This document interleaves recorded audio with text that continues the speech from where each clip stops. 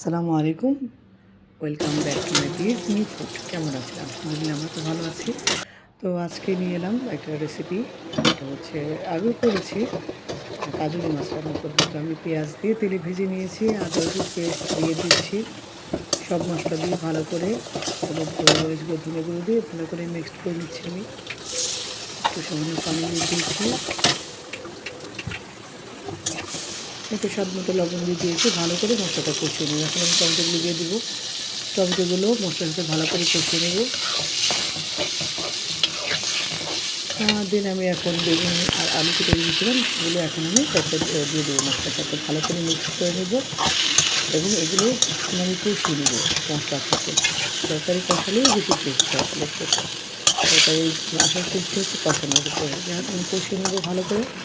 এই তো আবার কষানো প্রায় হয়ে এসছে। তো এই পর্যায়ে আমি এখন গরম পানি দিয়ে দেবো।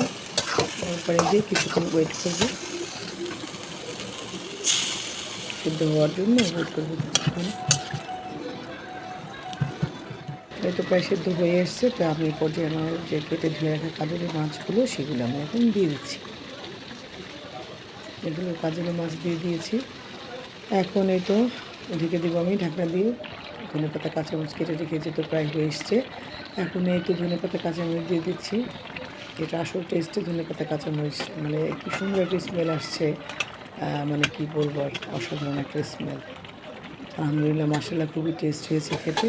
এই তো দেখেন কি সুন্দর স্মেল ঢাকনাটা ওঠানোর পরে, খেতেও খুবই সুস্বাদু হয়েছে মাশাআল্লাহ। আলহামদুলিল্লাহ, আমার রান্না হয়ে গেছে। তো আপনারাও যাদের ভালো লাগে সেভাবে ট্রাই করতে পারেন। তো আজকের ভিডিওটা এই পর্যন্তই। ভালো থাকবেন সবাই।